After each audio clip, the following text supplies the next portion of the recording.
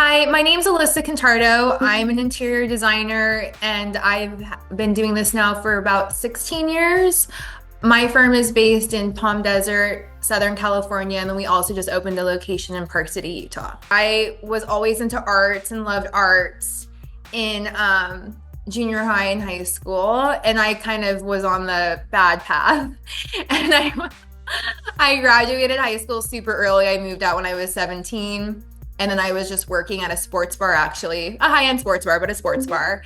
And I ended up meeting my boyfriend there, and he owned a really high-end electrical company in San Diego in Southern California. And he did all the Lutron systems and everything in all the football players' houses and really high-end homes.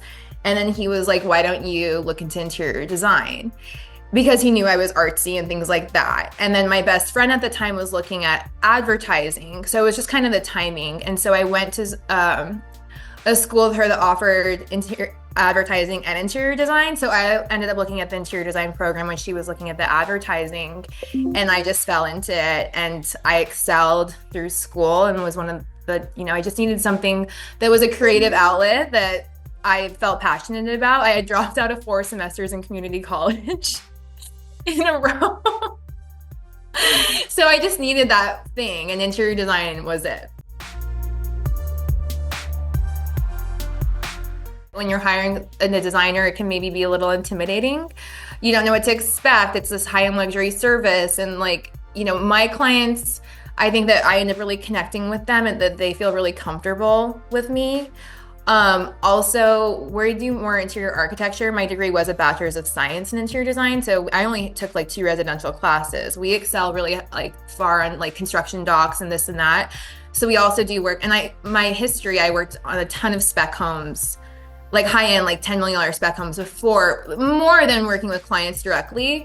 So I'm able to, always, we have a really tight budget, or, when I say tight budget, I mean budget spreadsheets for all the projects going into them.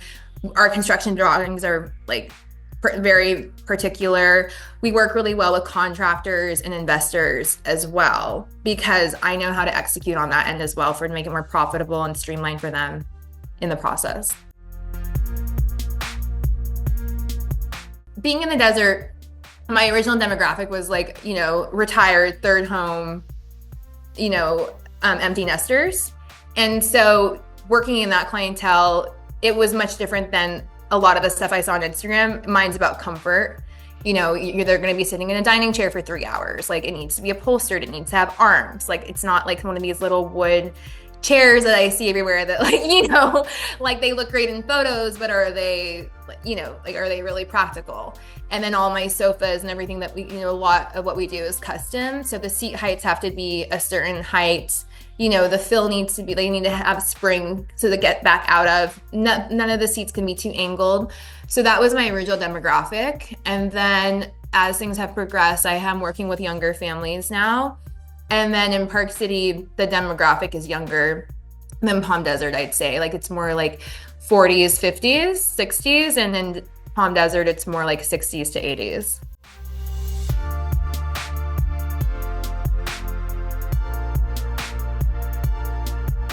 In Park City, every single house that I'm working on, they have a huge, a huge sauna room, or there's a sauna, a cold plunge. Some have yoga, some have this, some have that, or a makeup station. And so they're super forward, I feel, on the health conscious side.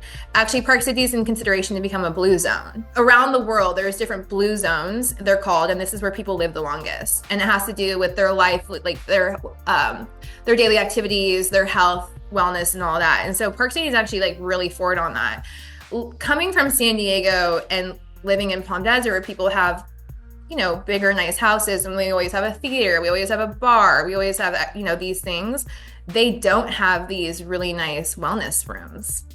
I find that kind of strange or odd. Southern California, you think it's so forward in health, but it's really, in design, it's not. I can't say what it is yet. I want to wait on that until it's out, but I'm doing it because I found, to me, there was a gray space in the market for it. And so we're launching June 5th. So that's exciting for us. Don't be so nice and don't be taken advantage of, and have very black and white conversations with everyone, with vendors, with your employees, with clients. Don't leave anything gray. Don't leave anything on the table that can be a question. Make sure like everyone knows everything that's going on. Be honest all the time. And also have a lot of things in writing or follow up in a call with an email so there's a paper trail. I'd say honestly how easygoing I am. I think that people might have this persona of a designer or this and that, and someone work but like to me, there's a solution for every problem. Things used to keep me up in the beginning of my career. Like I remember I was doing a built-in headboard wall, and so there was a niche, and so like the nightstands, like literally I was like up for a week about, should I make it a 2-inch gap or a 1.5-inch gap, a 2-inch gap, an 1.5 inch, like to make sure it fit, And but now I'm like, okay, there's a solution for every problem. Go field, and because we get calls all day long, like this happened, that happened, that happened, this isn't here, this is broken.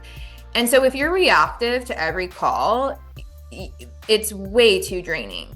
You just be like, okay, that happened, let me fix it. Even when I'm on a job site or this and that, it's like when the energy is tense or it's highs and it's like getting stressful, like just stay grounded and calm. And then your energy will like affect the other people around you, so then everyone else stays calm as well. If you're like feeding the fuel or the fire, then you guys are all, it's not productive for anyone.